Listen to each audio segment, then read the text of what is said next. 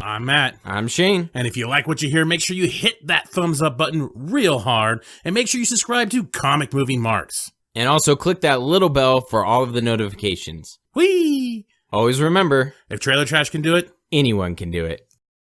hello and welcome everyone to another Comic Movie Marks video. You clicked on the video. We are back at it again with another Endgame video. Shocking, I know. But this one is all about the plot holes. You all have been clamoring for this in the comments. Well, a couple of you. Probably all of about two. But here we are answering those questions. We're going to talk about some plot holes thanks to a Cosmic Book News article talking about Avengers Endgame plot holes answered by Russos. Vince Russo, maybe? Bro, I'm telling you, bro. Only die-hard wrestling fans are going to get that. Yeah, exactly. That's for our couple wrestling fans. Got a couple things here. It looks like it's mainly Joe Russo actually does a lot of the answering here because it says JR, unless it's JR from wrestling. Yeah, Jim Ross, yet another wrestling reference. Woo, on a roll. One of the questions asked was, why was Iron Man the one to do the final snap? Couldn't people like Thor, Star-Lord, or Captain Marvel, whom all previously have handled the power of Infinity Stones, have done it instead? Before I read Joe Russo's answer, this is the same particular comment that we heard after Batman vs. Superman. Exactly. Why wouldn't you give the spear to Wonder Woman? She doesn't obviously have a weakness to kryptonite. She's a very skilled warrior. Why wouldn't you hand off the spear to her? And this is the thing that I have said and Shane has said, and there's a discussion to be had there. You're a hero, right? This is Iron Man. This is Superman. You're not gonna pawn off what you feel is a sacrifice or your duty to other people so they can carry the burden. I just feel like that is a natural instinct by most people, that they are going to handle that burden on their own. They will take care of that. They're not going to hand it off to another person, whether it makes sense or not to us. As a hero, as a responsible adult, usually you're going to take upon the burden or the act of sacrifice or the act of doing good on your own. And that's always how we felt. That's what we felt with Superman. It doesn't matter if he's weak to kryptonite. It doesn't matter if Wonder Woman is much more capable of doing it. This creature came from his world. It's his responsibility. This is his world. Lois is his world. And so he sacrifices himself, or he at least tries to end what he feels he caused. Tony Stark, he's been dealing with what Thanos has done to him since Battle of 2012, since the first Avengers movie. Then in Age of Ultron, he sees the future. He's been in his head, as he says. All the actions he does in Age of Ultron, why he wanted a suit around the world, this was because of Thanos. Tony, as a hero, is going to take that upon himself. Obviously, he has some sort of connection with Thanos. The only problem that I had with it was I wish they wouldn't have given him a daughter or built upon the aspect early in the movie of, no, it's not worth it. I have something to live for now. I can't sacrifice it. And then he goes and does it anyways. That was the only problem that I had. They dwelled so much on that aspect, like the connection with him and his daughter and I Love You 3000. And that's why it took him a while to come around to the whole time travel aspect and everything, because he didn't want to risk it. And then he ends up doing it anyways. That was kind of the only problem that I had with it. But aside from that, yeah, he obviously wants to do whatever it takes. And he's the one who controls the armor. He's the one, who has the gauntlet, and he's not just going to run around and conveniently try to find someone like the Hulk or whoever. He's going to try to do it himself. And it's the same thing with Superman. So I don't really necessarily buy into that argument a whole lot. My argument more is anything of, why does an Iron Man glove have the ability to handle 6 Infinity Stones? Right. A whole nother issue. That was more my plot hole than anything, because remember those dwarves had to make a special glove for Thanos to handle it, but apparently Tony could have made one down on Earth the whole time. So Joe Russo's answer to this is Thor in the movie couldn't do it because he was fat and it wouldn't fit over his hand. Only Hulk was strong enough to do the snap without dying. We are still not sure whether Captain Marvel can also withstand all the power of the Infinity Stones at once. Is that like a personal attack or something? Fuck you for that, by the way. Come on. That's so dumb. We're not sure. Tony Stark can do it, but we're not sure if Captain Marvel can. Well, technically, he couldn't do it. He died. Fair enough. Go on. Touché. The reason we chose to let Iron Man do it in the end was because he was the closest one to Thanos at the time. In all the futures Doctor Strange foresee, Iron Man was the only one who could get close to Thanos and do the snap. People usually think the death of a hero is a horrible tragedy, but we think this is different. When his death was able to bring back hope, to save half the universe, then his death was powerful and meaningful. We shouldn't feel too sad or angry about it. That kind of sounds familiar, by the way. This is a different when his death was able to bring back hope. Interesting choice of words. The next one, Peggy Carter was probably already married in her mid-40s in 1970. In that case, what year was it that Captain America went back to dance with her? Joe Russo says, we can't answer it for now. This is a story that happened in an alternate reality. Maybe it will be revealed in the future. Cop out, but okay. Translation, we have no fucking clue. Oh, good point. Next question. Did Captain America's action at the end affect the timeline? Does that mean there was a time where two Captain Americas existed in the same universe? Jim Ross says, to me, Captain America's actions in the end wasn't the fact he wanted to change anything. It's more like he has made a choice. He chose to go back to the past and live with the one he loved for the rest of his life. The time travel in this movie created an alternate reality. Everybody remember that. He lived a completely different life in that world. We don't know how exactly his life turned out, but I'd like to believe he still helped many others when they were needed in that world. Yes, there were two Captain Americas in that reality.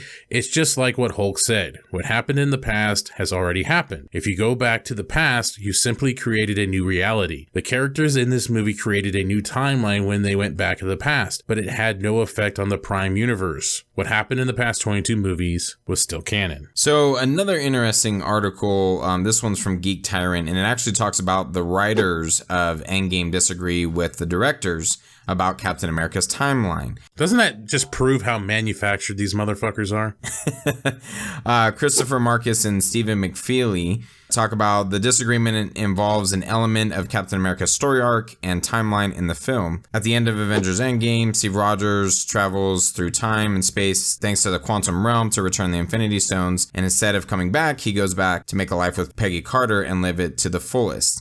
So what Marcus had to say in an interview with Fandango regarding that, he said, we're not experts on time travel, but the Ancient One specifically states that when you take an Infinity Stone out of a timeline, it creates a new timeline. So Steve going back and just being there would not create a new timeline. So I reject that Steve is in an alternate reality theory. I do believe that there is simply a period in world history from about 48 to now where there are two Steve Rogers. And anyway, for a large chunk of that, one of them is frozen in ice. So it's not like they'd be running into each other. Am I the only one around here who gives a shit about the rules? That's a terrible answer. Even the smallest change is gonna happen when you have another Steve Rogers. He's with Peggy. She's not doing the same thing she was doing in the Prime timeline now. She's fucking Steve. I was gonna say something along that line. It's complete horror. There's also a fan theory that I read that kind of talks about this a little bit, and the fact that there could be two Steve Rogers at the same time.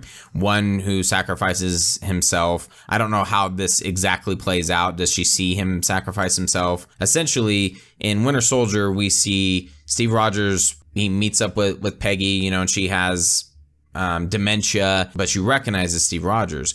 And part of the theory is the reason she recognizes him is because she was married to him. The theory is basically stating that, yeah, they planned this all out and there were two Steve Rogers the whole time. One that was frozen and was Captain America, the other one that lives out his life with Peggy, and then it came full circle in Endgame. It's more time travel nonsense and whatever you believe. And Kevin Feige is going to accept that reality and that theory next week. Just like he said, that little kid was now Spider-Man in Iron Man 2. But yeah, they plan everything out. They don't, shoot from the hip and change things. Sure. Yeah, that's why Hulk was running in the first Infinity trailer.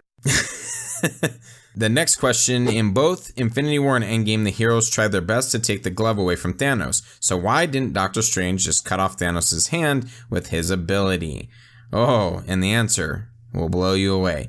Thanos' skin is almost impenetrable. We don't know whether Doctor Strange had the capability to do it. If he failed to cut it on time, Thanos would still be able to do the snap. Doctor Strange realized this issue during his millions of test runs. That seems to be just a cop-out. Oh, he knew. He knew through all of his test runs. Really? Then why in your first fucking movie in Infinity War did you have a scene where a guy gets his hand chopped off? But no, Thanos' skin is impenetrable. Yeah, totally impenetrable. Oh, wait. Tony Stark kicks him in the face and he starts bleeding. He's answering basically for Endgame when this person's really questioning the shit in Infinity War. They're holding the glove. His arm is stretched out.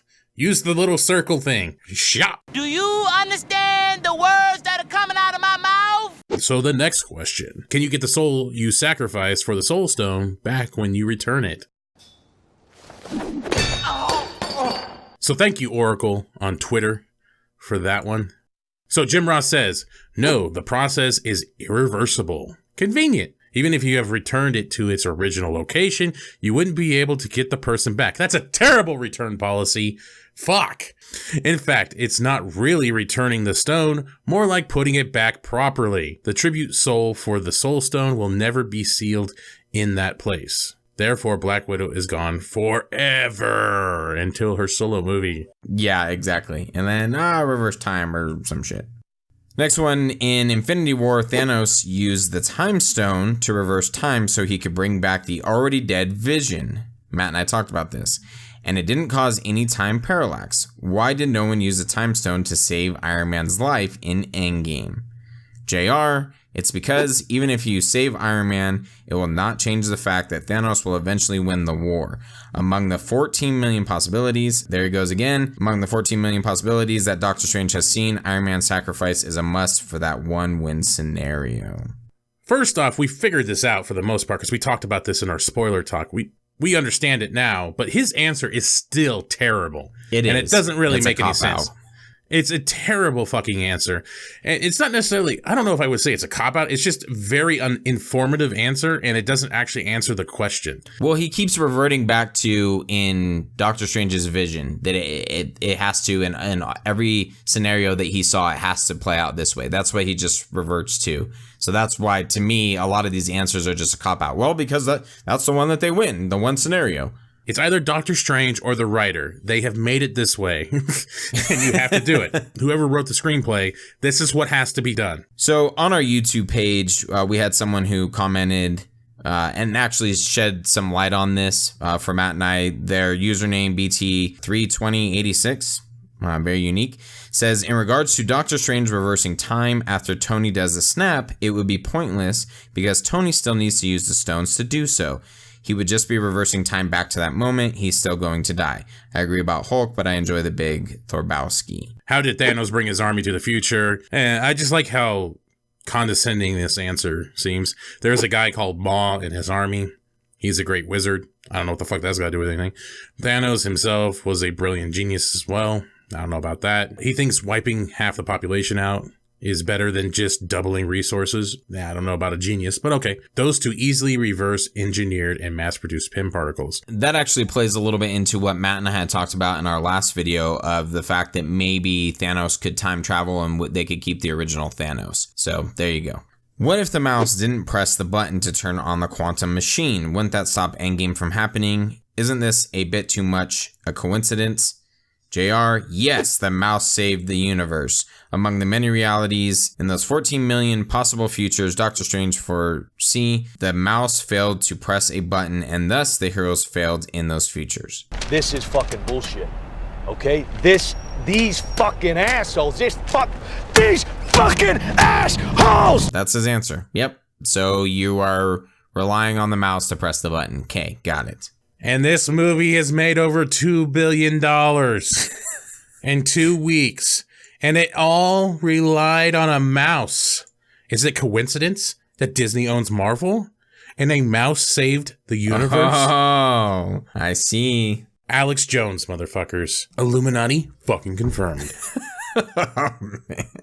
This is so fucking stupid. This movie has made so much money. You have some of the best possible people that you could hire to write a fucking reason why. And you write a mouse walking on a button, accidentally stepping on a button to save the universe. Just how lazy and shitty is that? Beyond stupidity. So that's kind of it with this article for the most part, the ones that we actually gave a shit about. I do have like a couple other ones that I've seen people talking about on Twitter and some of the ones I saw. But of course, people talking about Captain America being able to summon lightning with Mjolnir, even though Anthony Hopkins says this in Thor Ragnarok. Are you Thor, the god of hammers? That hammer was to help you control your power, to focus it. It's never your source of strength. So it wasn't the hammer that was providing the lightning, it was Thor. It was a way for him to channel his powers. Somehow Cap was able to do it. I guess maybe Thor was pointing and making Cap think he was doing it, and he was actually helping him, you know? Anyway. He was the puppet. I am your puppet. And then, of course, we talked about this in our spoiler talk, but returning the stones. I know there was that joke earlier about returning the Soul Stone to Red Skull, but seriously, how do you return the Tesseract, the Space Stone, when it's no longer in Tesseract form? How do you return the Reality Stone when it's no longer in an ether form or liquid form? How do you return those? Do you shove the Reality Stone down Natalie Portman's throat? Giggity, giggity, giggity. So it's just little things like that. I'm sure there's even more plot holes that we haven't even come up with. There's the Cap in the alternate timeline thing, creating his own reality. That's completely against what they were stating in the whole movie, was that they don't want to branch off the timeline. He even says that before he gets transported back, cutting off all the branches. Gotcha. That was the point. And he creates his own one. Yep, he basically says, fuck it. And then so the Russos say, oh, he's in an alternate reality. Well, then how did he get back to the reality where Sam and Bucky were? We skipped over it, but at the very bottom there, he says he used Pym particles to get back to that reality now. How? Yes, so he's just zipping around time all he wants. He would have come back through the machine. He just wouldn't be sitting there. The way you wrote it, you implied that he's just been sitting there waiting this whole fucking time. It's been 84 years. This is just something you're always going to run into every time you ever do a movie about time travel. Time travel is really tricky. Even in the best movies, time travel doesn't get pulled off very well. Terminator, Back to the Future, and even Time Cop. Time travel is always going to cause plot holes, but these somewhat sorry excuses just makes it funny. I get what they wanted. They wanted Cap to have a life. People are talking about Cap being selfish with that. I don't know. I get what you're saying, because then he has to go back. He knows all the bad things that are about to happen, and he would just essentially have to ignore those to stay with Peggy. I don't know. I kind of, at the same time, I feel like the character has earned to be selfish once. Be selfish, enjoy life, live the life that he was supposed to have. That's kind of how I feel, but it definitely makes this moment in Civil War even more awkward.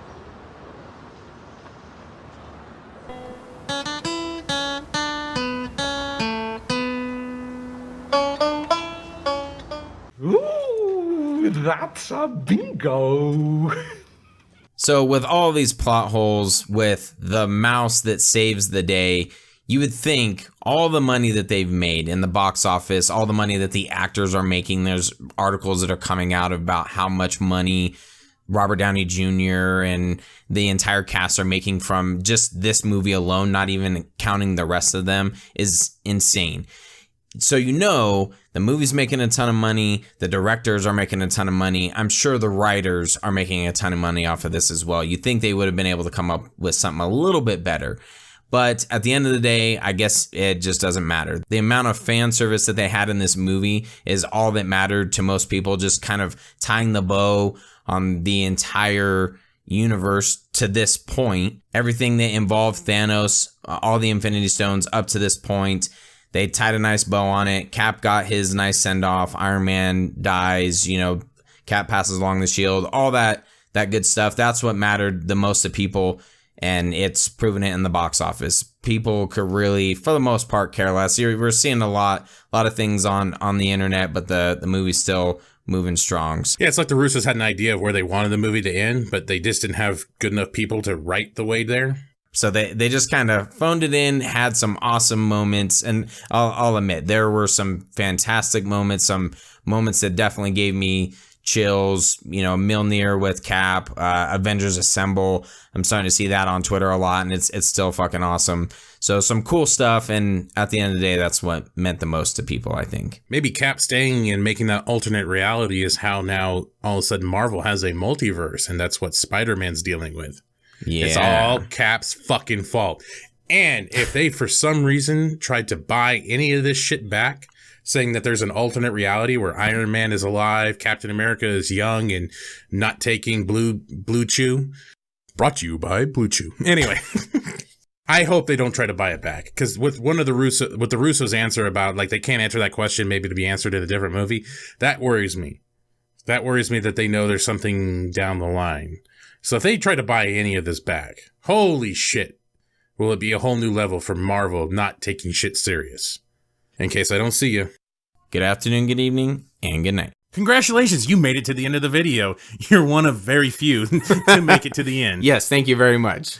Make sure you hit that like button and subscribe to Comic Movie Marks Podcast and hit the notification bell. You know, all these fucking YouTube channels say this shit, so I'm going to say it now. Yes, it's perfect. And if you want to hear our full podcast, you can check out our podcast on iTunes or any other podcast subscription service. Make sure you subscribe. Thanks again.